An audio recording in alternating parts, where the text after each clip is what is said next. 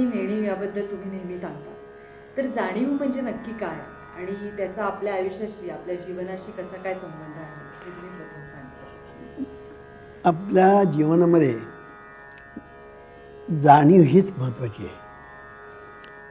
किंबहुना जाणीव म्हणजे जीवन. जाणीव म्हणजे जीवन. जाणीव आपल्या जीवनामध्ये इतकी महत्त्वाची आहे की जीवनामध्ये तुम्ही फक्त जीवनात जाणत असता.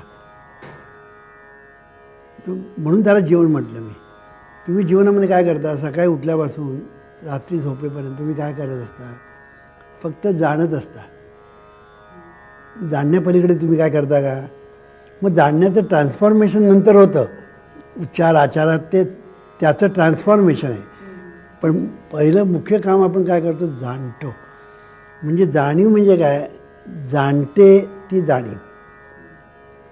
आता तुम्ही जीवनामध्ये काय करता? सगळं जाणत असता.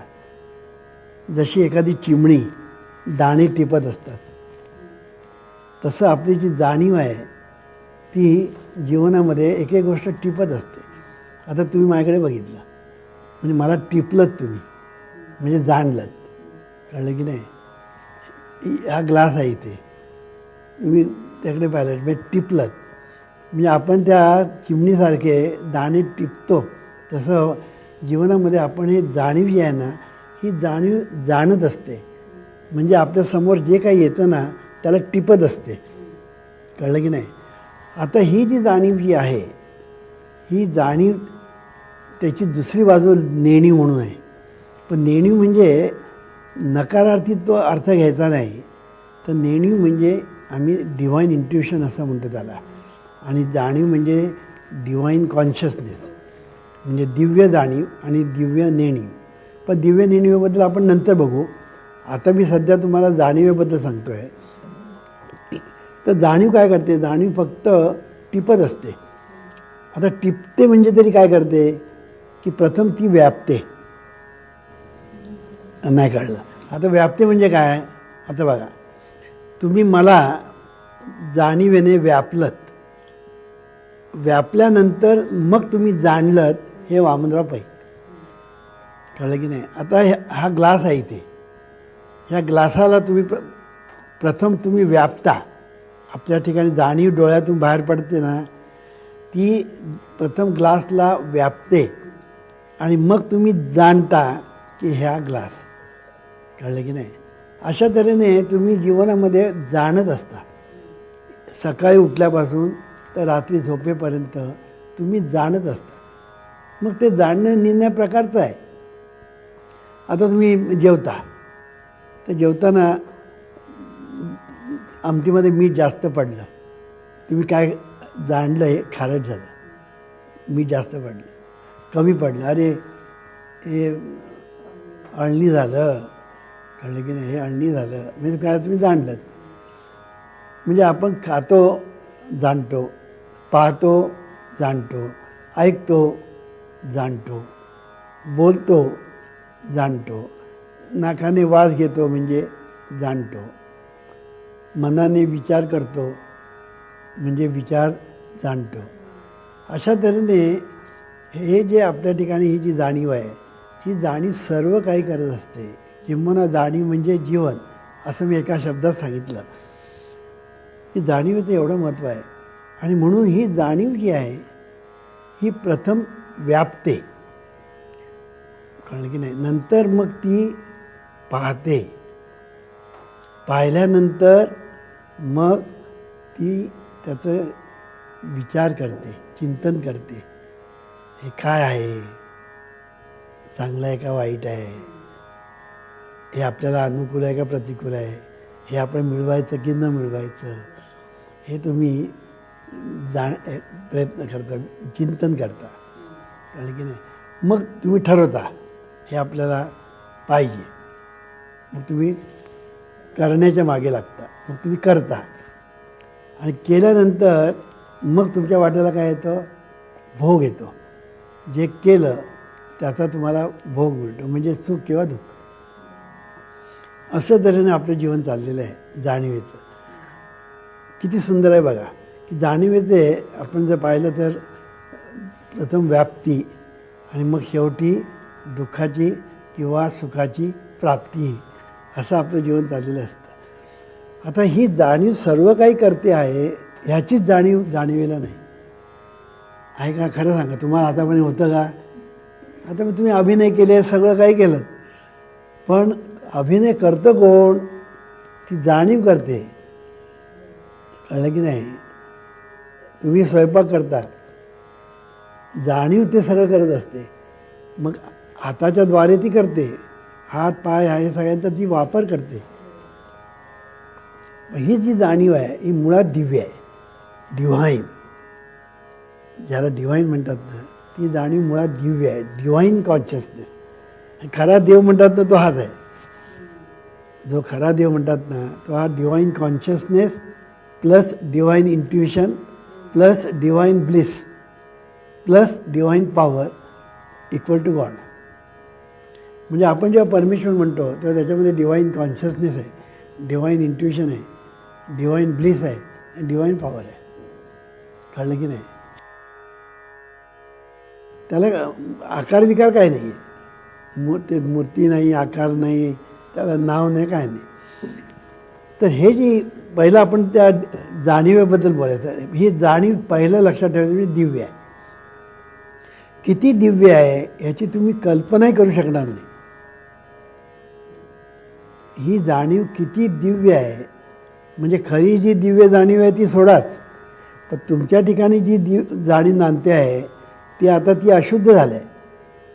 ती पूर्वीचं दिव्यत्व तिचा एकदम लोप पावलेला आहे, पण तरीसुद्धा त्याचं दिव्यत्व आहेच. राजा जरी भ्रमिष्ठ झाला तरी तो राजाच. कळलं की नाही? त्याचं राजे पण कोणी काढून घेतलेलं नाही, तो भ्रमिष्ठ झाला इतकंच. तसं तुम्हाला तुमचं दिव्यत्वाची जाणीव नाही.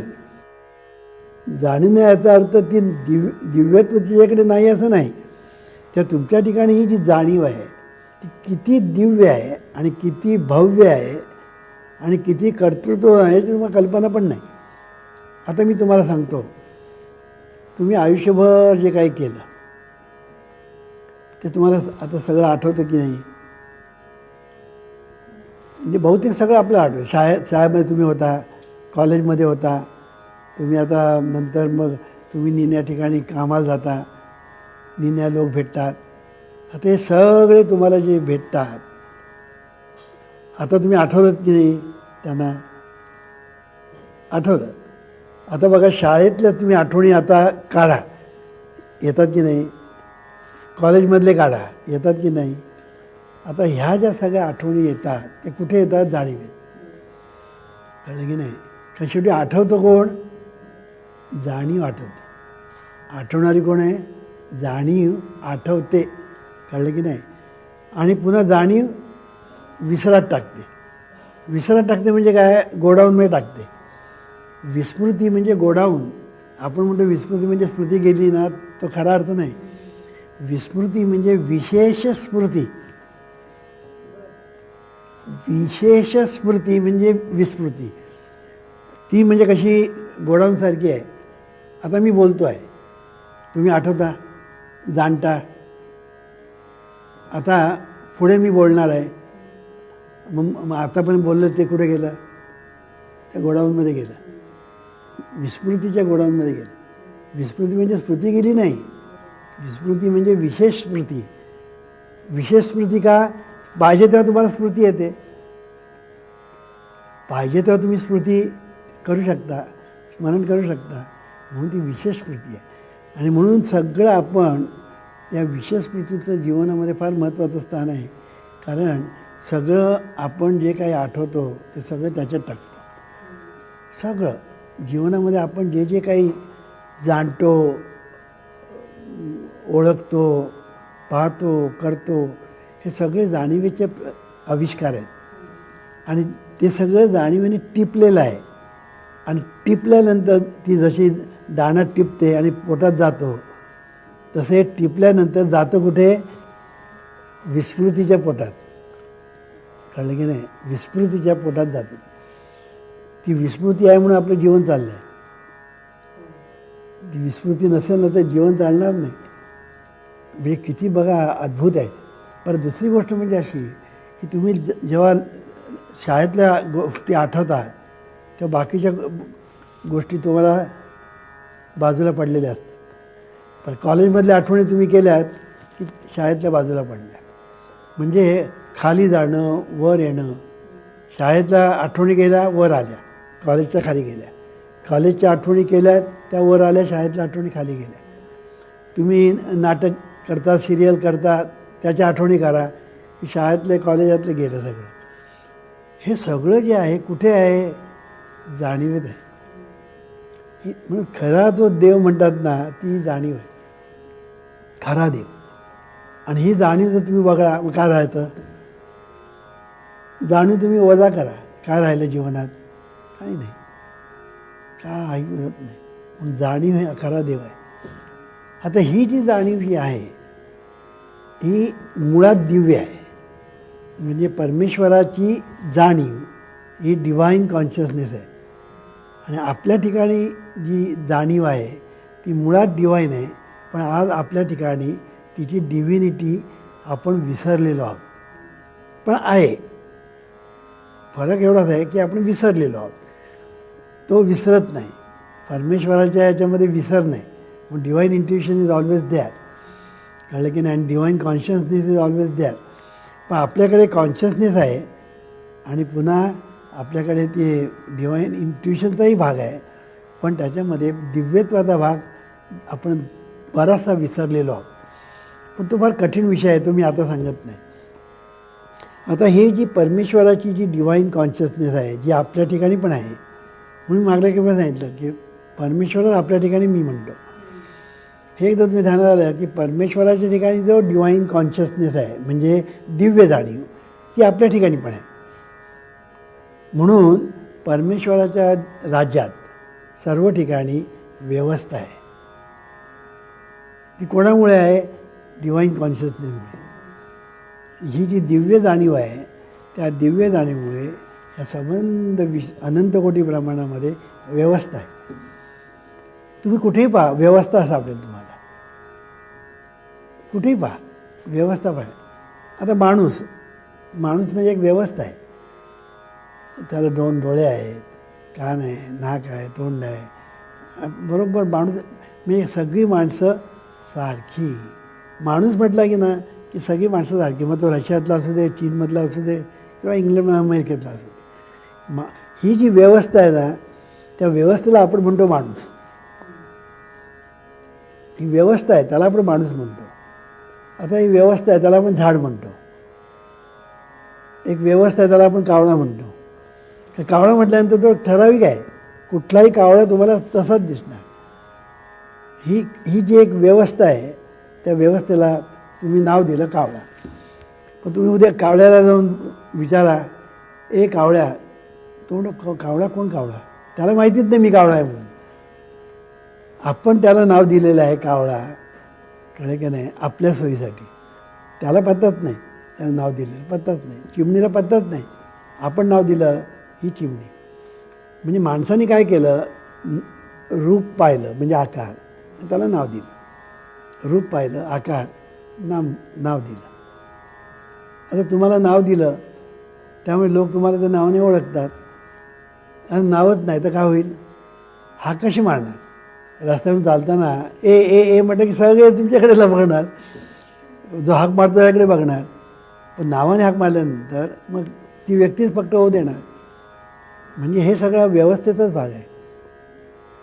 तर जगामध्ये सर्व ठिकाणी व्यवस्था आहे. आता बघा पृथ्वी आपल्याभोवती फिरते आणि सूर्याभोवती फिरते. व्यवस्था आहे. म्हणून तुम्हाला दिवस रात्र आहे. म्हणून उन्हाळा आहे, पावसाळा आहे, हिवाळा आहे. हे सगळे ऋतू तुम्हाला प्राप्त झाले. कशामुळे? पृथ्वी स्वतःभोवती फिरून सूर्याभोवती फिरते म्हणून आपल्याला हे सर्व मिळालं. हा व्यवस्थेचा भाग आहे. ही व्यवस्था कोणी केली? कोण चावी द्यायला बसलाय का? व तू फिर स्वतःभोवती आणि सूर्याभोवती दिली चावी असं आहे का? चावी ती कोणी दिलेली नाही, पण ती आपोआप करते. कारण की नाही आपोआप चाललेली.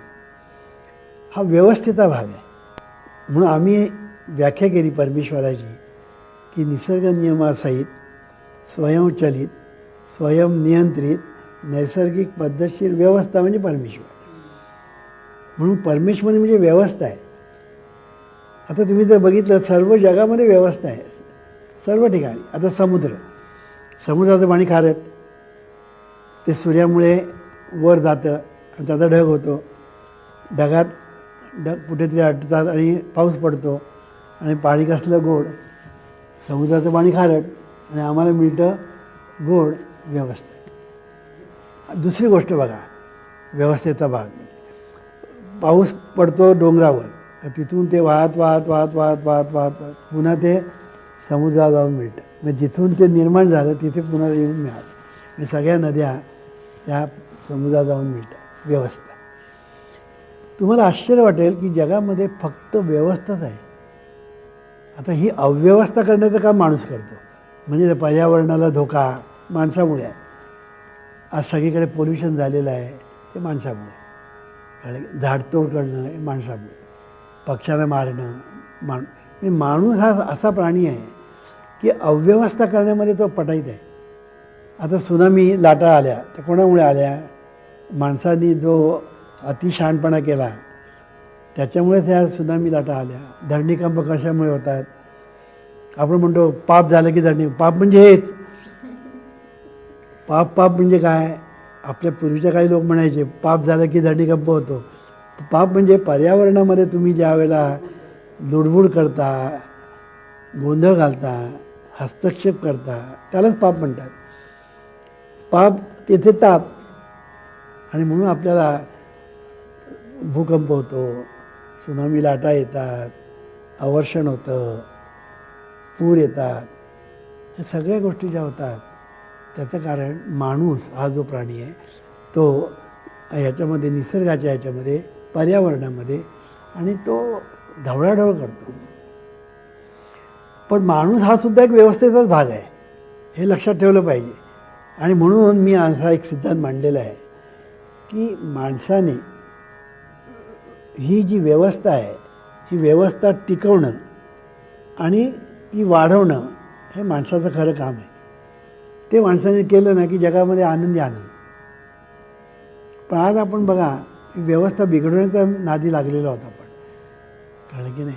अनेक प्रकाराने आपण ज्याला आपण सुधारणा म्हणतो, या सुधारणाने बऱ्याचशा वेळेला जितकं चांगलं झालेलं आहे तितकं वाईट पण झालेलं आहे. कळलं की नाही? म्हणून सुधारणा अशी झाली पाहिजे की त्यात पर्यावरणाला धोका येता कामा नये. हे मी काय सांगतो आहे की पर्यावरण हा जो भाग आहे ना, की निसर्गामध्ये एक जी व्यवस्था आहे ही व्यवस्था म्हणजे पर्यावरण. आणि ही जी व्यवस्था जी आहे त्याला आम्ही परमेश्वर म्हटलं. म्हणून आम्ही पर्यावरण म्हणजे नारायण हा सिद्धांत म्हटला. नारायण म्हणजे काय? पर्यावरण म्हणजेच नारायण, व्यवस्था म्हणजेच नारायण, व्यवस्था म्हणजेच परमेश्वर. आणि ही जी परमेश्वर व्यवस्था जी आहे ही सर्व विश्वामध्ये, सर्व ठिकाणी.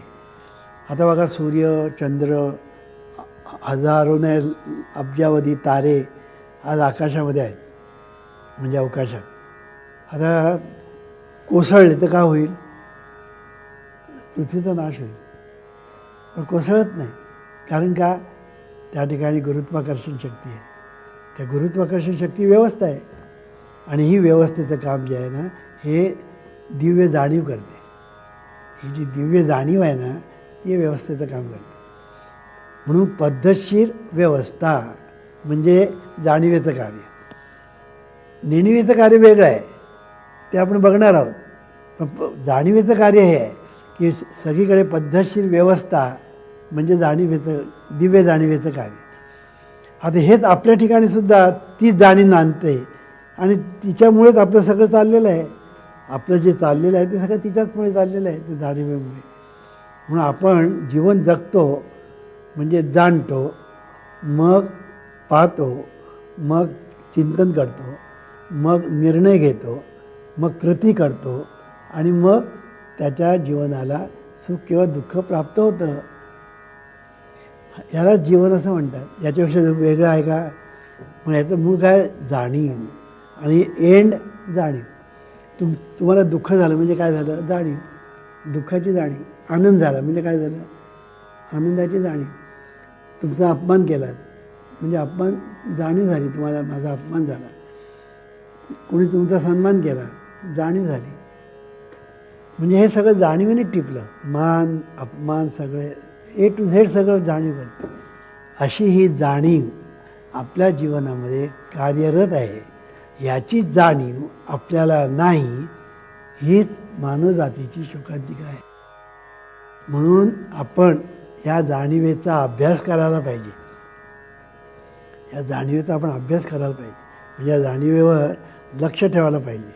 ही जाणीव कशी नांदते, ही जाणीव आपल्याला कशी नांदवते, या जाणीवेचं कार्य कसं चाललेलं आहे, हे सगळं आपण टिपत राहिलं पाहिजे. ह्याला उपासना म्हणतात. आज लोक उपासनाच्या नावाखाली काय करतात, उपास, तीर्थयात्रा, व्रत वगैरे करतात. खरी उपासना ही आहे की या जाणीवेचा अभ्यास करणं. कळलं की नाही? आता हा अभ्यास करायचा की न करायचा हे तू ठरव, कारण तूच आहेस तुझ्या जीवनाचं शिल्पकार.